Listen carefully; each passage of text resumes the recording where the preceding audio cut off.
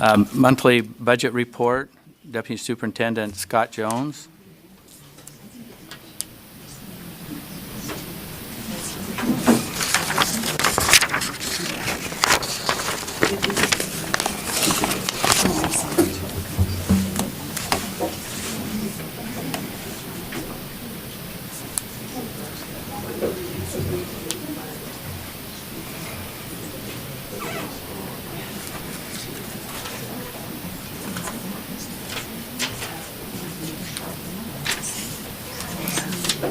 I've never seen Deputy Superintendent Scott Jones so quiet. Hey, nice shirt choice.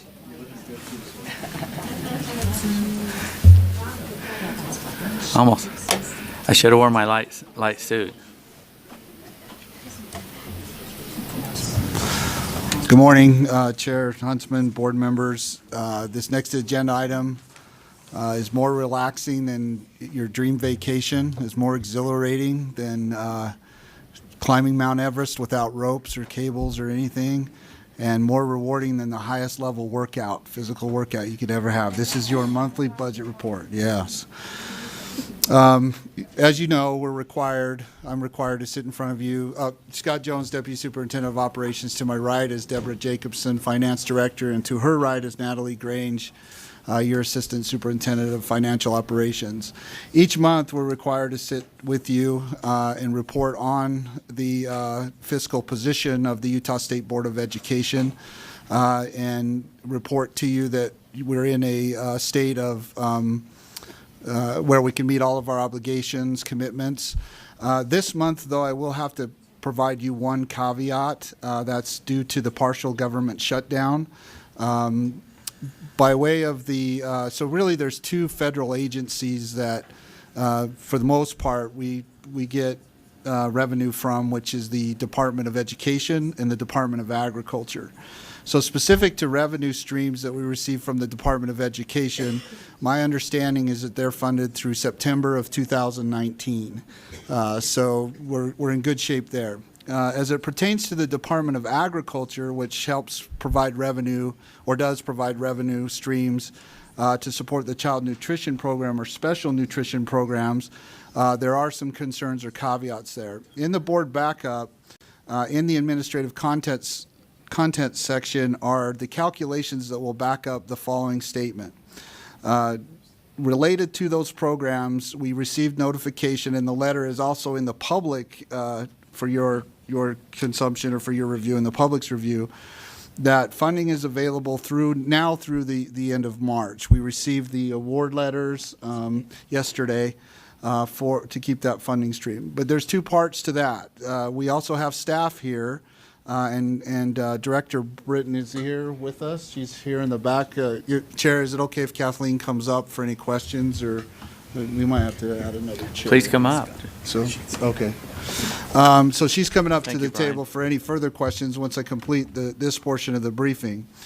So we have staff that obviously are paid or funded through this process or the system through the Department of Agriculture for the Child Nutrition Program. As of this date time group, as of today, January 10th, we've, by way of the calculations that are available to you, we can sustain payroll activities for those individuals through May. And, you know, subject to continuing developments with the partial government shutdown. So as far as the monthly budget report goes, we do have this caveat. Again, I'm confident about our fiscal position, in terms of the ability to make obligations to continue funding or flow through dollars to our LEAs, except with this one caveat. But then, even then, it's March for consideration of the revenue piece to this, but then in May as payroll-wise for our staff at this level. Subject to any questions, that would conclude the monthly budget report portion. Yeah, there's several questions. Board Member Ellis. Thank you, Chair. Before we get to a March cutoff, I would just be interested to see if we, as a board, could look at industry partners. We saw this morning through the Wasatch CAPS program what our industry, the business community in the state of Utah, and just people's generosity are willing and able to do for our students. And so there was a Salt Lake Tribune article that, you know, basically said everyone's going to be starving by the end of January. Now we're looking at March. But I think that there's a lot of people that are willing to help. And so instead of being solely reliant on the federal government, this is an opportunity I see that if it continues forward, that we can show the generosity of this state and make an effort to reach out and ask people to help fund school lunches. And I think that there's a lot that can be done. So I would just encourage us to all think outside the box if we should get to that point. Chair, yes. to address that point, absolutely. Part of this process during a shutdown or partial shutdown is we also engage with the governor's office, Governor's Office of Management and Budget, and the LFAs for solutions along the lines of what funding would necessarily come out of the state, but we can certainly address or add those aspects. My understanding is when a similar occurrence back in 2013, there was some use of the liquor tax to keep or sustain, but then that's restrictive as far as what we can do with it. So we would continue to develop that, but we can certainly add that aspect to it. And I'll defer to Kathleen if you want to address what Board Member Ellis brought up. Is that on? Mark will. Okay, hang on. There it is. There you go. You're live. You're good. In the presentation that's attached to the board, it does break out to how much it costs per month, and you'll see it's $16 million per month. So with some help with other agencies, it would be, Business partners. and business partners that we could, Okay, follow up. Do you have that broken up by location? So, you know, we could really look at local, instead of looking at it only from a state level, also having local community outreach where, you know, it's because then we could fill a need. So if you have one area of the state where they have a lot of industry or people that are willing to serve, but then we have another area that's not, we don't want to leave those students hungry, obviously. And so we could see where there's need and where there's not a need. And So, anyways, just a thought. so just as this is rolling out operationally, when we see the risk, let's just say it stays there and we're 60 days from it, 30 days, then that would probably be the time that we say, okay, how are we going to keep this program alive? And as Deputy Superintendent Scott Jones was saying, is there's the governor's office, there's all these different levels, including our business communities, including municipalities and other groups that are stakeholders that could participate. And so I think operationally, as we get closer to that, then this particular discussion would be probably full board on discussion of how do we keep it happening. Would you agree with that? Yes, Chair, and to Board Member Ellis's question is, not currently, it's not broken out, though, but we certainly could pursue that. That's not we can do that as part of the overall process. Okay. Board Member Linda Hansen. So my question was kind of related to that. So have you guys already had contact with the governor's office and have been talking to them? Because the media, has been talking a lot about it, and so I've had some questions, but I didn't Sure. know if you guys were already speaking to the governor's office about the possibilities. So I'll speak for myself, Chair, to Board Member Hansen's question is that, yes, somewhat by email. I established early on, and we messaged them early on what the situation is related to both the Department of Education revenue flow and the Department of Agriculture. We haven't had an official I haven't been part of an official meeting yet. It goes to the chair's point about, now we're into March as far as sustainment goes, but I anticipate that we will have those meetings. I would guess that, other agencies within the executive branch like DWS are affected by the partial shutdown. So I'd anticipate that in the near term we'll have like an actual sit-down meeting, look at all the options, that Board Member Ellis brought up, look back to see how we formulated a proper use of the liquor tax if it comes to that, and go from there. So nothing official yet, but we have exchanged emails on this. So. Okay. Board Member Lisa Cummins? Thank you, Chair. To your comment earlier today about how Utah solves their problems, and to Board Member Ellis's point of private industry, I think when government retracts, private industry grows, and we solve problems on a community level. And so I'm kind of excited to see what happens, how Utah comes together in this. I know that in Jordan School District, there is a private industry that does help with lunches and breakfasts at times. So, and they do that when we're not in a crisis situation. So I think even more so that'll thrive. Have they talked about maybe rainy day fund dipping? Chair, to answer that question, I'm not aware that they have talked about that. I would venture that when we do have the official sit-down meetings, that would be something that we would ask or could be an option, but I'm not aware of any statement that said we could look to, that they are looking at that or at this point in time. Board Member Janet Cannon? Yes, I have a question. So these are child nutrition program funds. These are federal funds, correct? Yes. So we've got federal funds coming in. A lot of times, federal funds work on a reimbursement These nature. do, yep. So are these also subject to working as a reimbursement? Yes. Yes, ma'am. Okay. So so how long? Where do the original funds come? Are we working on the reimbursement from last year that we're spending now, and then we wait? Can you just tell me how that happens and the effect that the shutdown's having with that reimbursement option?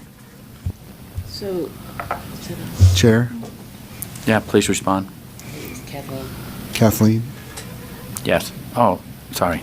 go ahead. So the reimbursement's the prior year. So currently, for January, we're paying the meals that were sent to the USBE from December. And then in February, we'll pay the meals that the school districts and the child care centers and adult care centers have fed to people for January, get paid in February. And then February meals get paid in March. Which is where we're at. Which is where we're at. Which is where we're at. Yeah, by way of the letter or the notification from the Department of Agriculture. I think Natalie had a comment. A follow-up? So then the reimbursement takes what, just a month or two to? A month. It's on a It's a monthly month. basis. Thank you. Month to month. I think Natalie, did you want to comment? I just wanted to add one little clarity point. So unlike the rest of our federal programs where money goes into our bank account at a certain point in time, the reason that the rest of the grant programs in this agency are okay is because money was forward funded to our federal bank account, which we then draw off of. The bank account works differently for the Department of Agriculture. So when we have allowable meals, when LEAs or child care centers send in their claims, we feed that into a system at the USDA, and they increase our bank account, which we then draw off of. So the letter and the award letters that you've been hearing about have actually increased that bank account sort of ahead of us submitting allowable costs. But at some point, that account runs out. Where like our other grants, we know what the amount that is in there, and we're solvent through the end of the year. So they function just a little bit differently, and that's why we have different scenarios between our Department of Agriculture grants and our Department of Education grants. We're solvent through the end of the federal fiscal year, the September 2019. So we are solvent then for the state year as well. So, right? Yes. Yeah. Board Member Lear? So you mentioned the liquor tax. Is that used on an ongoing basis, or is that a resource that you could look to for a temporary solution if this goes on for some time? Our CNP section does receive liquor tax for operations, and Kathleen Ongoing. can detail that to you. It's not a large amount, I guess by way of comparison to the overall funding we Okay. receive, millions of dollars we receive from the federal government. As I stated earlier, it is restricted though. Like we can't use liquor tax for reimbursement for the child care centers. We can't. Correct. You can't. But for school But we could lunch. look at it. But Yes, for school lunch, we could, so when we have the sit-down meetings, we'll look at all the different options and look at all the restrictions that are associated with those options. Liquor tax, rainy day fund, state funds, if the partial shutdown goes that far. I mean, you know, you hear or see every day that, you know, the president might opt to go to a national emergency status and put the government back on. What we're doing, though, is we're advising or letting you know and the public know that we have a plan, that the contingencies are there. We're working closely with our partners in the governor's office. We're working closely with the section in the Department of Agriculture, and we'll keep you up to date as the situation develops. But I at the guess federal my level. short question, is that okay is that the liquor tax isn't big enough to Oh. be very useful in any kind of long-term solution. Go ahead. So the liquor tax that we Ah. receive, it's attached to the meal served. Right. So for every lunch that is just lunch that is served, they get a percentage from liquor Right. tax. And last year that we flowed through down to the LEAs, it was $42 million that went down to there. Okay, but it's still, that doesn't sound like it's going to be a long-term, even a stopgap measure. Not necessarily, Chair, not necessarily without looking at maybe using it from other agencies. My understanding is other agencies get the liquor tax. We Some. might have to debit, credit, look at that. But again, those are options that we'd have to explore when we have these official meetings, if it comes to that point. Thank you. So, yes, ma'am. I'm not seeing any other comments Okay. on this. Unless there's any questions then, specific to the report that Deborah has displayed up there, again, this is broken out for you by section, by program. We provide the drill down capabilities that you and or the public have. Well, you have by way of having your ID or access to Cognos. So if there's no questions related to the section or monthly budget reports, I can move to the discretionary reports at your direction, Chair.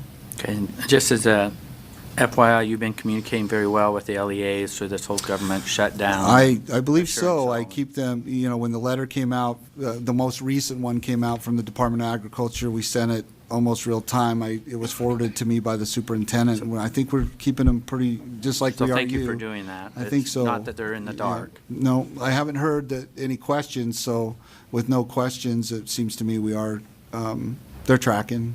I really believe they are. Okay, well, thank you. Please continue. All right, then we go to the discretionary funds report, which is action item or item 5.2 on your agenda. The key takeaways from this is we've acted on your direction on where to, or the uses of the funds. There's some key notes up in the upper right-hand corner.